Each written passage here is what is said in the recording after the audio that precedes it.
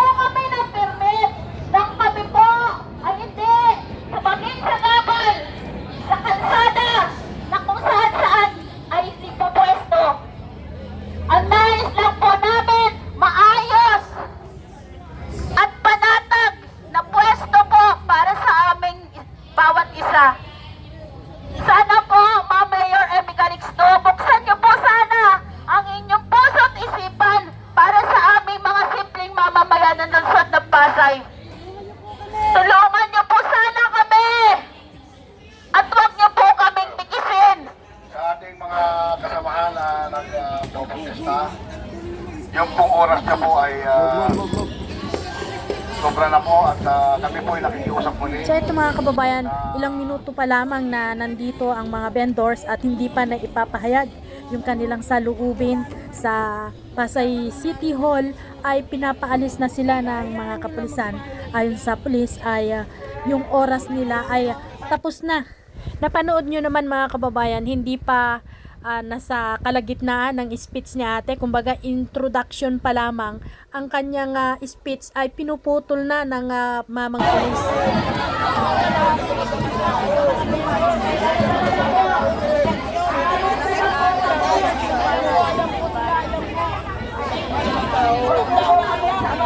Pag-iusap ng mga vendors mga kababayan ay kausapin si Mayora, pero si Mayora magpanggang ngayon hindi pa niya hinarap tong mga vendors.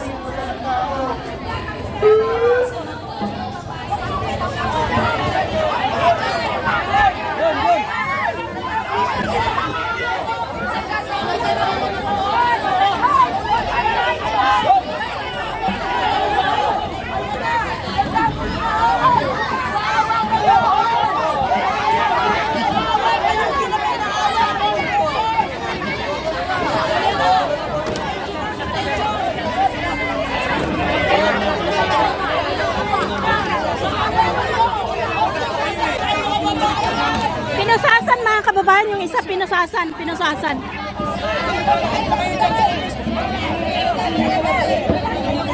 Ito, ang isa guys, pinupusasan. Pinusasan ng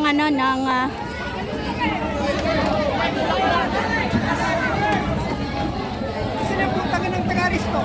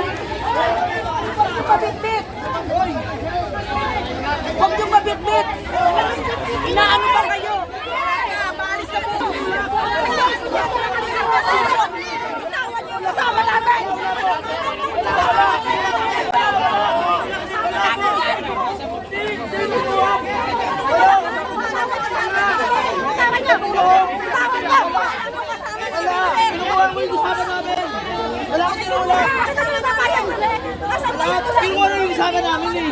Lawan namin kalaban. Alis na. Wala. Kasama namin, di ba? Iusap na rin, si kami ng gulo. Nakikiusap kasama nyo. Nakikiusap na rin, si kami ng Pasay! Napakagaling!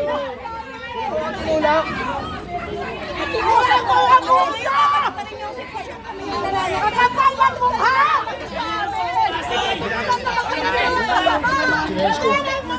Ang Pasay!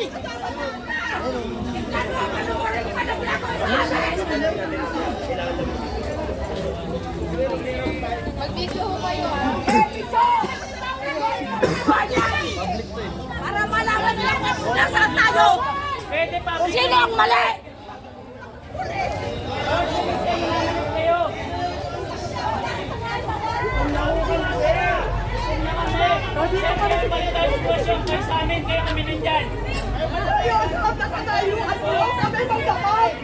May mga pinag-aaral kami! May mga bahay kami pinabayatan!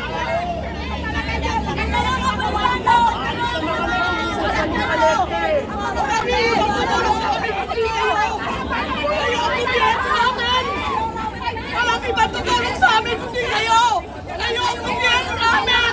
Kailangan kami rito!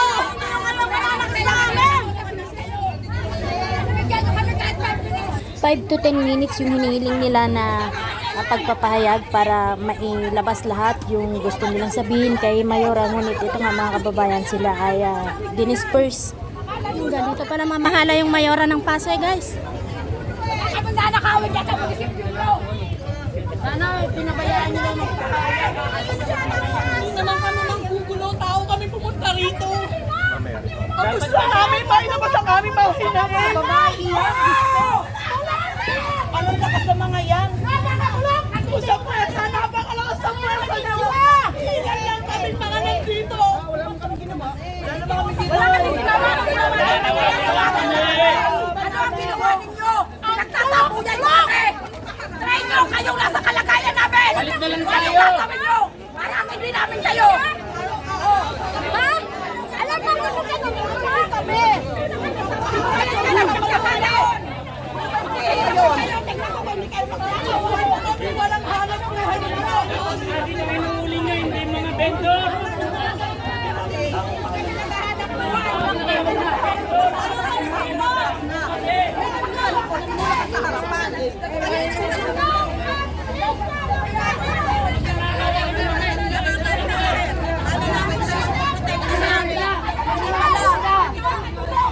Nanininda lang kami, kayo degree holder, okay lagay nyo kami, hindi. Unang buwan, nakakasorbal pa kami, pero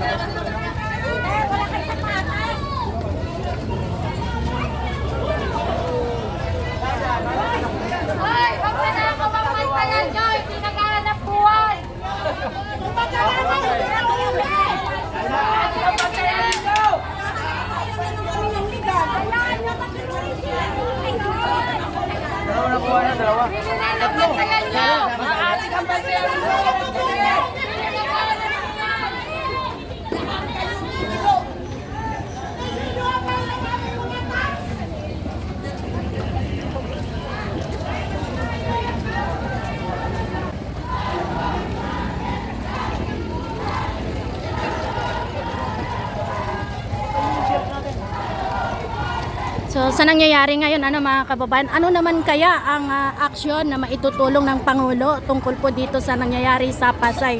Since December pa po na naghuhumikahos yung mga vendors dahil wala silang hanap buhay, kundi ang Wawi Market lamang po yung kanilang pinagkakakitaan, doon sila nagtitinda.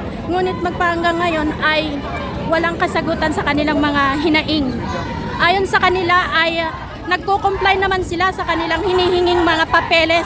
Ngunit magpahanggang ngayon ay hindi pa rin binibigyan ng pagkakataon na maibalik yung kanilang hanap buhay.